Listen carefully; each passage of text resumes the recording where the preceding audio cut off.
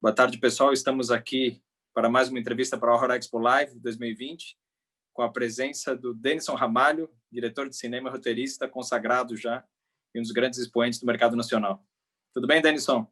Tudo bem. Obrigado pelo papo, Vitor. Um grande prazer te receber aqui conosco. Da Horror Expo, eu vos saúdo. Maravilha. Eu sou um grande fã do teu trabalho, especialmente do Morto Não Fala. Eu acho que é um filme que deixa um marco no cinema fantástico no Brasil, em padrão de qualidade e brilhantismo no roteiro. Como é que foi a experiência de desenvolver esse projeto com tanta qualidade, tanto carinho e cuidado? Bom, para falar do Morto Não Fala, eu preciso falar um pouco do Marco de Castro, né?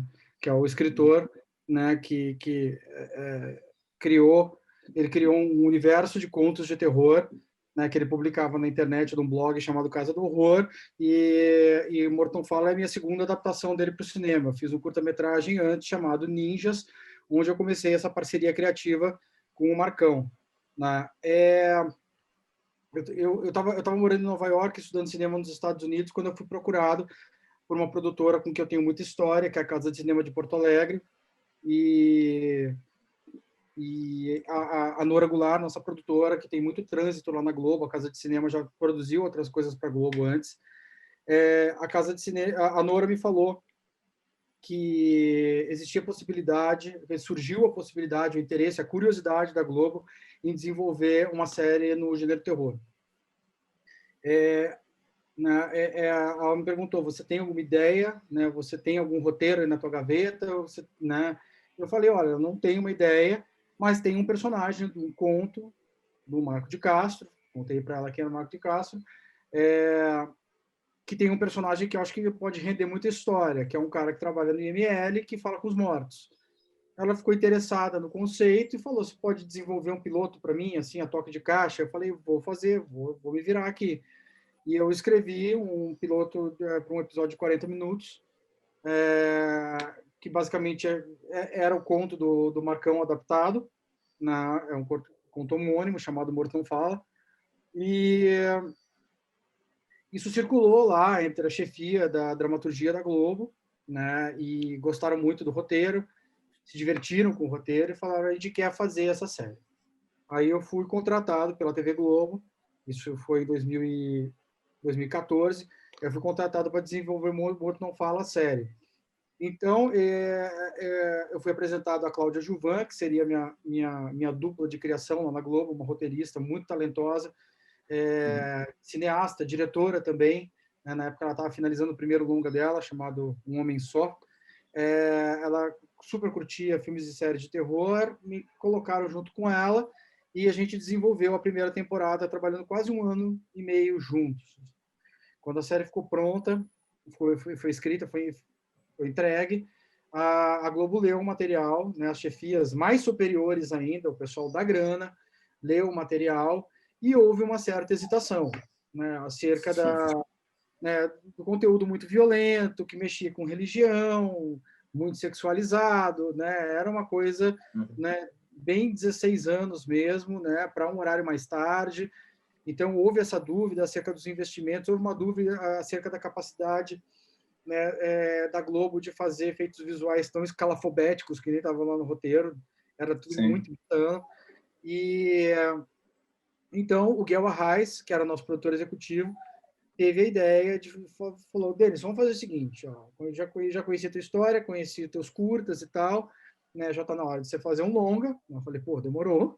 Então vamos fazer o seguinte: a Globo Filmes tem um programa que vai financiar alguns longas-metragens de diretores e roteiristas aqui, né, que estão empregados aqui na Globo, e a gente vai produzir Morto Não Fala, o longa. Você consegue adaptar isso para um longa? E eu falei: vamos fazer um longa. E não havia uma certeza sobre se a série continuaria, então eu e a Cláudia, a gente reconectou e a gente fez a adaptação do conto, né, para um longa, mas deixando o final aberto para uma possível série, se a Globo um dia decidir retomar o projeto, que não foi o caso até hoje, assim. Talvez seja no futuro. né? Mas então fizemos o longa, né? E eu e a Cláudia, a gente teve o cuidado, né, de, sabendo, né, sobre a empresa que a gente trabalha, eu estou na TV Globo até hoje, né, sabendo que as coisas mudam muito rapidamente lá, de planejamento, de estratégias e tal, né, que seria necessário a gente fazer um longa que parasse em pé sozinho, como um longa único, como um longa que não fosse ter nenhum tipo de continuação. Então, a gente tomou esse cuidado, né, e o filme foi financiado pela Globo Filmes e pelo Canal Brasil. A história do filme acontece em São Paulo, mas a gente filmou o longa em Porto Alegre, na periferia de Porto Alegre, as periferias do Brasil, né? Ele não teve nada gravado em São Paulo? Teve pouca coisa gravada em São Paulo, mais material documental, umas aéreas com drone. Porque ele tem uma cara São Paulo inteira, assim, né? Aliás, né? Ficou muito bom isso. Você vê o carro do serviço funerário circulando pelas avenidas de Porto Alegre com o negócio da governo do estado de São Paulo. Sim, sim. Fizemos né, produzimos o filme em 2016, filmamos lá em Porto Alegre. A gente se preparou um pouco entre São Paulo e Porto Alegre, porque uma parte da equipe era de São Paulo, né? Quem já estava concebendo toda a história dos efeitos especiais, efeitos visuais, eram equipes de São Paulo, da finalizadora, da Quanta Post e do estúdio Marcelo Amp, né? Que fez toda a parte de escultura, próteses, né? Marcelo é gênio também, né? Num trabalho muito, muito próximo, muito conectado com a Britney Federlini, né, a nossa maquiadora e maquiadora de efeitos. Então, ela veio de Porto Alegre, né, passou vários dias, várias noites lá no estúdio do Marcelo Amp, junto com o Marcelo, né, dando um tratamento capilar àquelas esculturas, né, que foram feitas no corpo dos próprios atores e atrizes do filme, né, eram réplicas deles, para que a gente pudesse fazer aquele efeito que combinava, né, a animação 3D realista no rosto e aqueles cadáveres estáticos que não respiravam, que não piscavam, né? Eu queria muito isso, assim, eu queria que os cadáveres tivessem a imobilidade da morte mesmo, né? Que só o espírito só conseguisse com muito esforço animar, né, o aparelho fonador, assim. Né? Sim. Sem piscar, sem respirar, queria ver o Stênio costurando o cadáver enquanto falava com ele. E isso ficou muito legal porque dá um ar perturbador, né, eles falando. Né? Então, eu já tinha visto esse efeitos semelhantes assim em outros filmes, né? E eu falei, cara, isso vai funcionar muito bem para os cadáveres do meu filme, né? E assim foi. Isso é aliás, uma das coisas mais questionadas, assim, né? Pô, por que você não colocou simplesmente os atores lá, né, e filmou eles como mortos, assim? Porque não haveria a paralisia da morte, assim. Eu acho que ficaria menos fantástico, menos sobrenatural. Por mais estranho que fosse, né? Foi um efeito muito arriscado e tal. Eu quis investir nisso, assim. É que de outra forma ia parecer um ator convencional falando. Né?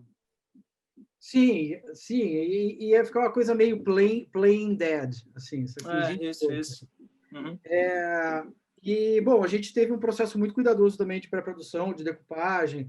Né? Eu sou um cara que trabalha muito com storyboard, eu desenhei o filme inteiro antes de filmar, para eu já ter, né, já tinha os projetos de cenário, a gente tem uma parte do filme que foi filmado em estúdio, né? Uma grande parte do filme foi filmado em estúdio, então eu já sabia, né, tudo de antemão, assim, e eu cheguei lá com um planejamento rigoroso do filme inteiro pré-visualizado na minha frente, na frente da equipe, para chegar lá e desconstruir tudo, né, controladamente, deixar o circo descontrolar. Para mim, essa é a parte legal de você trabalhar com o storyboard, né? Você tem uma planta, mas você também está atento, né? A música do set, né? Né, as vibras dos atores, né? O que está ali que sem dúvida você vai ficar melhor do que o que você planejou antes. E você tá Muita coisa mudou on-site, assim? Não mudou, não. Assim, sabe? Mudou de ideias dos atores, né? Ideias, né, novas de diálogo, questionamentos deles, algumas minúcias em coreografia de luta, né? Mas, principalmente, o filme tem muito efeito, né? E tendo muito efeito, a gente precisava mesmo, né, em relação aos efeitos, estar um pouco mais próximo do projeto, assim, né? Para não... Para o efeito dar certo. né? Aquela decupagem foi feita ali junto com a equipe de efeitos visuais, junto com a maquiagem, junto com o cenógrafo, o diretor de arte, né? Então, se a gente mexesse um pouco para cá, um pouco para lá, já ia prejudicar o efeito, já ia custar mais caro fazer isso, já ia ser mais arriscado, poderia não dar certo. Então, nessa minúcia dos efeitos, assim, né, para que tivesse ficado tão legal quanto ficou, realmente a gente precisava ficar bem próximo do projeto, assim, a gente não podia se desviar muito dele, né? Sob pena de causar problemas óticos, né, problemas com a maquiagem, enfim, os ângulos já estão definidos, assim. Bom, foi uma pós-produção muito longa, um tempo de composição da trilha muito longa, quase enlouqueci o Paulo Beto, né, nosso compositor, né, um grande parceiro meu, um grande amigo meu padrinho de casamento, meu primo, né? Caramba. A gente passou muito tempo trabalhando nisso. Então, a gente ficou quase 2 anos de pós-produção, né? E o filme teve uma carreira muito bacana, assim, a gente passou em inúmeros festivais, eu já perdi o controle de quantos festivais a gente passou, porque eu não consegui ir a todos eles, né? Mas a gente passou em festivais muito prestigiosos, em que eu não imaginava que a gente conseguiria, né, uma seleção, tipo no London BFI Film Festival, né, o Festival da cidade de Londres. Bom, o Fantasia Film Festival eu já sabia que eu ia entrar, porque eu tenho uma relação, uma proximidade, uma amizade com o pessoal do Fantasia, e foi lá que a gente estreou, né? E a gente ganhou um prêmio lá, o prêmio do júri, a gente ganhou. Mas passamos também no Festival de Roterdã, outra surpresa. Fomos para Sitges também, que é um festival, né, de cinema fantástico que também tem muita história. Meus curtas passaram lá todos e tal. Então, depois desses, o filme saiu andando pelo mundo, assim. Eu tenho trabalhado muito, né, na escrita. Eu sou roteirista e diretor na escrita de séries na TV Globo. Eu dirigi também alguns episódios de uma série que eu criei lá na TV Globo chamada Carcereiros, né? Então, a minha jornada de festivais cruzou com esses trabalhos que eu não podia dizer não. Então, eu acabei viajando bem menos do que eu gostaria, como o Hortão fala, assim. Mas o nosso agente de vendas lá na Europa manda a lista de festivais. A gente deve ter passado perto de 50 festivais, eu imagino. Sensacional. E uma coisa que eu percebi, analisando teus curtas também, e o Morto Não Fala, o teu casting de atuação é brilhante sempre. Você é muito criterioso com os atores, né? Em relação à seleção. Sim. Bom, o importante, o que eu mais gosto é tentar convencer atores já consagrados que às vezes nem gostam de terror, né? Ou tem uma curiosidade de trabalhar no gênero, né? Chamar esse pessoal para dizer, ó, aqui temos uma oportunidade, vamos com as cabeças, assim, né? E já trabalhei com Flávio Baurac, já trabalhei com Everaldo Pontes, Débora Muniz, né? Débora Muniz é um nome emérito lá da Boca do Lixo, né? Do ciclo da Porno Chanchada, né? Já trabalhei né, com o elenco do Morto Não Fala e fora do Morto Não Fala, até fora do gênero horror também, trabalhei, né, com vários nomes de peso aí, principalmente lá da TV Globo, né? Que a gente via nas novelas por aí, estavam lá fazendo carcereiros com a gente, né? Como o Milton Gonçalves, o Rodrigo Lombardi, o Otton Bastos, cara. Eu pude dirigir um monstro. O Otton Bastos. Enfim. E, assim, o Morto Não Fala, né, foi muito legal, porque, assim, eu já tinha imaginado a Fabiola Nascimento para fazer a Odete, eu já tinha imaginado a Bianca Comparato para fazer a Lara. Né? A Lara, não. Como é o personagem? Não, é Lara. Lara, sim. Lara e a Cissa é a filha do Stênio. Não, eu tinha confundido os nomes dos personagens. Perdão, Vivi. Não, a Lara, tá certo. Mas eu não tinha, assim, quando eu estava escrevendo o roteiro, eu não imaginava o Daniel fazendo Stênio. Fazendo Stênio? Eu imaginava o Stênio, um cara muito mais feio, lascado. Ali é um homem muito bonito, né? Mas quando ele quis fazer o filme, eu falei, cara, será que isso vai dar certo? Né? Será que vai dar para acreditar que, né, a mulher vivida pela Fabiola Nascimento ia abandonar um marido tão bonitão, sexy como o Daniel? E o Daniel falou, cara, fica tranquilo que a gente vai que eu vou me desconstruir, né? E eu vou achar esse cara e vai rolar, assim. E foi, cara. E foi mesmo, assim. Foi muito impressionante. Ele convence perfeitamente. Assim, eu olhei ele e falei, esse cara se transformou. Não, ele se permitiu, né? Ele se permitiu mesmo né, vestir roupas que não serviam direito nele, roupas Sim. velhas, né? Acabamos com o corte de cabelo bonito que ele tinha quando ele chegou para filmar, né? Então, nesse sentido, deu muito certo. Tanto é que o Daniel já concorreu a alguns prêmios de melhor ator. Ele foi finalista do Fangoria Chainsaw Awards. Né? Caramba, que legal. Ele perdeu para o Robert Pattinson e o Farol. Eram cinco. Sensacional, sensacional. Eu não me lembro quem são os 5 finalistas, mas ele era um deles, ele perdeu para o Robert Pattinson no Farol. Né? Então, caramba, cara. Né? Muito bom, muito bom. Então, acho que sobre Morton Fallas foi isso. Assim, né? Esse foi a história do filme, o meu processo criativo, né? Como eu lidei ali com, né, a invenção do filme. Uhum. Qual que é o maior desafio, Denison, para desenvolver cinema fantástico num país que não está habituado com cinema fantástico, como o Brasil?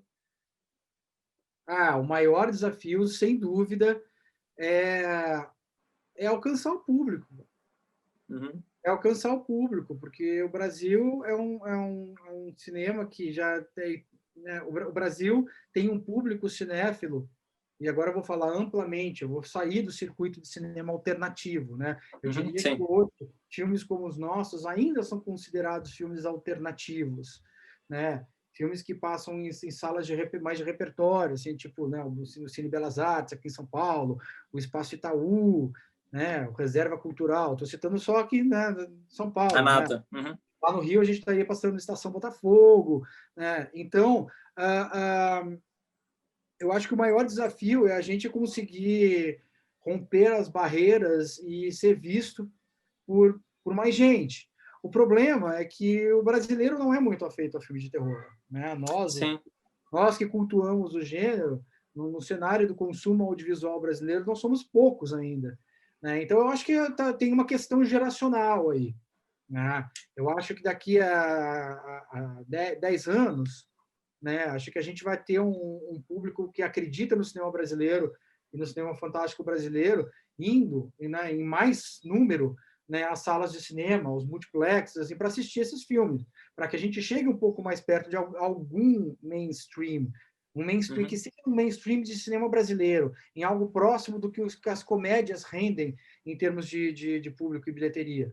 Né? Ainda não é o caso, nós ainda somos patinhos feios, assim, patinhos horrorosos. Então, acho que essa é a ambição. Né? A gente chegar... O cinema brasileiro nunca chega no mainstream do cinema americano, por exemplo. Né? Mas a gente, enquanto uma cinematografia nacional, em números nos cinemas, inclusive nos cinemas de shopping e tal, né? A gente consegue mobilizar a gente, na comédia, principalmente.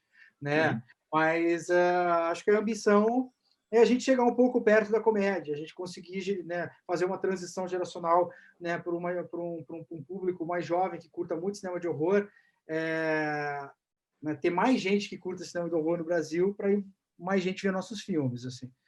Todo o resto, né, é aquela coisa, né, cara? Eu consegui a grana, né, são os desafios que todos os cineastas em todos os gêneros passam por eles. Assim. Passa pela mesma luta. Né? Estão na mesma luta, sim. É claro que a gente tem alguns diferenciais, né?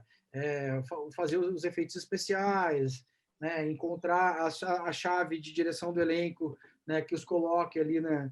Sob o domínio do medo, enfim. Mas cara, tudo isso, porque a indústria brasileira é uma indústria capacitada, né? Porque os elencos no Brasil são elencos bons. Né? Mesmo gente com pouca experiência se dedica e consegue achar um lugar e entregar uma boa performance. Né? Mas, para além disso tudo, cara, a dificuldade de conversar com o público, de chegar no público, de aumentar o público, é muito maior. É um desafio. É o maior desafio. Eu acho que vários cineastas que tiveram seus filmes exibidos em cinema vão poder concordar comigo. Quando eu montei o projeto da Horror Expo, a gente fez pesquisa com muita gente, né? Porque a minha ideia era criar uma vitrine para mostrar o que existe de bom em literatura, em cinema, em música, em manifestações artísticas, HQ, tudo que fosse universo de horror brasileiro e internacional também, juntando todo mundo, né? E muita gente me falava, não, mas terror é o Mojica, é o Zé do Caixão, não tem coisa nova. Eu falei, tem muita coisa nova com qualidade, mas vocês não conhecem. E muita gente achando que é só gore, que é filme B e tal. A gente está vivendo uma primavera do gênero, né? Sim, sim, sim. Depois... Eu acho que de 5 anos para cá, a qualidade técnica dos filmes nacionais cresceu muito, né? Muito, muito.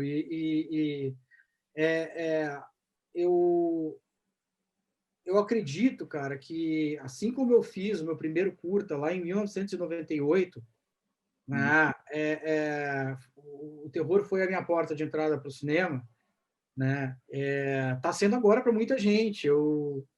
Durante muitos anos, eu fui programador de uma mostra do Festival Internacional de Curtas-Metragens de São Paulo, chamada Dark Side, né, que exibia uma sessão anualmente uma sessão de curtas de horror, uma seleção de curtas de horror. E cada ano chegava mais filmes para eu assistir. E a cada ano chegava mais filmes do Brasil para eu assistir. Então, eu estou notando que o terror é uma porta de entrada para o cinema, para quem quer começar a fazer cinema, muito atraente, né? E geralmente o curta-metragem ele é diferente de qualquer longa-metragem. Qualquer longa-metragem é sempre muito sofrido para fazer, né? É sempre um circo muito grande de gente, muitas responsabilidades, muitas pressões financeiras e tal, em qualquer gênero.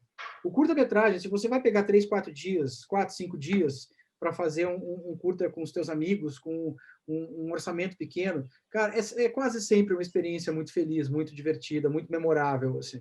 Eu tenho muita saudade dos meus tempos de curta-metragista. Ainda pretendo fazer um tanto de curta-metragem na vida, por causa disso. Claro. A alegria da experiência, a alegria de fazer, assim, sabe?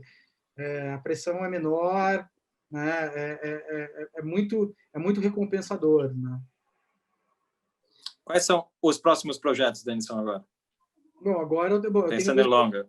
Eu tenho 2 projetos que estão sem produtor agora. Eles estavam com produtores, mas as empresas produtoras se reconfiguraram, enfim, e agora os meus 2 projetos estão em busca de produtor. São 2 longas, um chamado Cruz das Almas, que é uma história de magia negra, é uma história de quimbanda, né? Uma história de trago a pessoa amada de volta, né? Que dá muito, muito errado, assim. E eu estou agora também, e nesse momento eu estou, Cruz das Almas já está escrito, né?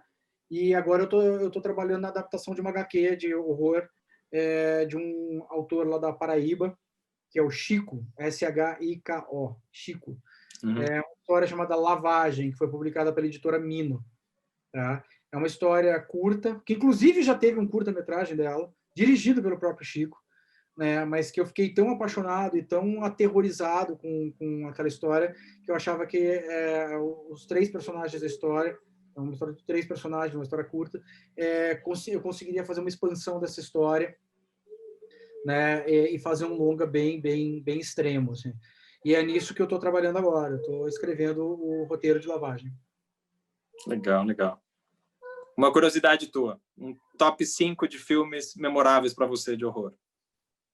Filmes que te marcaram.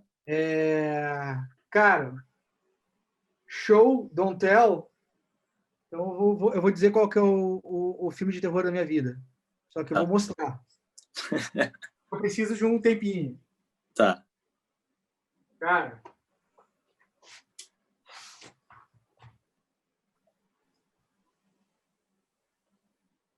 Seguinte. Este aqui é o filme de terror da minha vida. Opa. Eu vou sair daqui antes de pegar a estrada, que eu vou viajar com meus filhos agora, e eu vou enquadrar. Ele chegou ontem para mim. Esse aqui cruzou 49 anos para ser meu. The Devils. Os demônios. Sim.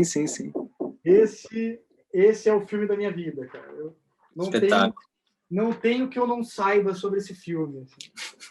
Não tenho que eu não saiba sobre esse filme. Eu venero esse filme, eu venero Ken Russell. Eu já assisti esse filme na presença do Ken Russell no cinema, no Fantasia Film Festival em 2010. E eu tenho um amor infinito por esse filme. O filme mais herético da história do cinema. Esse filme é diabólico, cara. Gosto muito do Exorcista, gosto muito do Massacre da Serra Elétrica, tá? Eu gosto do Night of the Living Dead, do Romero. Clássico também, clássico. E para não ficar só nos antigos, assim, eu sou fãzaço também da Bruxa, do Robert Eggers. Cara, esse filme é brilhante, né? Esse seria meu top 5, cara. Legal, legal, legal. E teu filme nacional mais importante? A Meia-Noite. Que você mais gosta? Não é Uma Meia-Noite que Levarei Sua Alma, é o segundo. O segundo? O primeiro é Estranho Mundo de Zé do Caixão. Legal, legal. E você teve uma super experiência trabalhando com ele? Sim. Eu escrevi o roteiro e fui assistente de direção no Encarnação do Demônio. Que é maravilhoso, maravilhoso. Bacanérrima. Olhando para trás foi bacanérrima, mas para fazer foi muito sofrido. Cara, aquela cena que não para de cair sangue. Nossa, cara. Aliás, eu tive uma participação naquela cena. O Mojica, ele relutou até o fim estar dentro da água colorida, que era o sangue, né? Que tem uma hora que o caixão submerge e quando ele emerge, ele está no purgatório, né? Quando ele emerge, aquele laguinho de sangue que se forma dentro ali do terreiro de Macumba e tal. Então, até o plano em que aparecia ele, o rosto dele afundando, ele resistiu e falou: você vai fazer para mim. Então eu me vesti de Zé do Caixão, né? Colocaram as unhas em mim e aí eu fiz todos os planos ali vestido de Zé do Caixão, deu sendo afundado e tal, o corpo afundado até aqui. Caramba, que legal, que legal. Aí quando não teve mais jeito, aí ele entrou ali e fez, né? Ele submergindo. Aquela parte é brutal, é incrível aquilo. Aquela foi uma parte muito divertida de fazer. Qual que foi o maior aprendizado que você teve com ele, Denison? Que você lembra, assim, algo que te marcou muito? Cara, o que mais me marcou foi a vontade, né? A vontade de fazer, né? A vontade inquebrantável de fazer. Eu lembro que um dia, né? A gente já estava muitos dias em filmagem, a gente já estava coisa de quase 40 dias de filmagem e a gente filmou muita coisa em estúdio, né? E o estúdio era muito, muito quente, muito quente. Eu lembro que um dia, né, a gente estava filmando, era o fim de um dia, né, estavam filmando o último plano, quando o Mojica se corta, né, fim de dia, né, eu cheguei por trás dele, né, ajudei ele a tirar a capa, assim. E a capa dele estava pesada de suor, pesada mesmo, e ele já estava vestindo aquilo lá há muitas horas. E ele tinha 72 para 73 anos e a saúde dele já não era mais tão boa, né? E ele estava lá e ele estava encarando, assim, né? E eu falei, nossa, cara, quantas vezes na minha vida, né, no cinema, eu me queixei por qualquer razão, eu reclamei coisas com a equipe, né? Reclamei das condições e tal, veja esse exemplo, olha esse homem, 73 anos, uma capa ensopada de suor. Assim. Genial. Essa foi uma outra experiência. A outra foi quando a gente filmou a sequência do Purgatório, que era uma cena que a equipe chegou lá se dizendo, vai dar merda, assim, a gente não vai conseguir filmar 72 planos num dia. E ele filmou 72 planos num dia. E eu nunca vi o rigor dele. Aqui, câmera aqui! E ele se atirava das dunas de areia lá do lugar onde a gente gravou, que era um porto de areia. E ele se atirava pelas dunas de areia. Câmera aqui! Vem pra cá! Agora, vocês aqui! É tudo muito rápido, assim. E aquela loucura toda, aquela barafunda, né, tava lá, imprimiu. Deu muito certo. Bom, muito bom. Aquele filme é sensacional, é um marco também. Última pergunta, Denison. Um vilão preferido? Um vilão preferido, cara? Cara, é um vilão da minha infância, né? Mas eu preciso falar dele porque a imagem dele, assim como a do Mojica, me perturbou muito. Mas como eu já falei muito do Mojica, eu vou falar dele. Cara, é o Drácula do Christopher Lee, né? Maravilhoso, maravilhoso. O único Drácula para valer do cinema. Drácula do Christopher Lee em Os Ritos Satânicos de Drácula, principalmente. É que esse é o Drácula de verdade. Pois é, então, tem dois grandes filmes para mim do Christopher Lee como Drácula, que é o Horror of Drácula, que é o primeiro, e o Satanic Rites of Drácula, o Rito Satânico de Drácula. Maravilhoso, maravilhoso. Nesses dois filmes, ele tá apavorante. Assim. Muito bom. Obrigado, Denison. Obrigado por Obrigado a compartilhar você, com a Vitor. gente. E, cara, parabéns pela tua obra, porque a gente sabe que é uma luta, que é um desafio, acreditar no cinema fantástico, produzir cinema fantástico, e você faz com maestria. Muito sucesso sempre. Obrigado. A gente se vê aí pela Horror Expo, online ou não online, de alguma forma estarei aí acompanhando. Maravilha, meu amigo. Um grande abraço. Valeu. Obrigado. Obrigado. Tchau, tchau.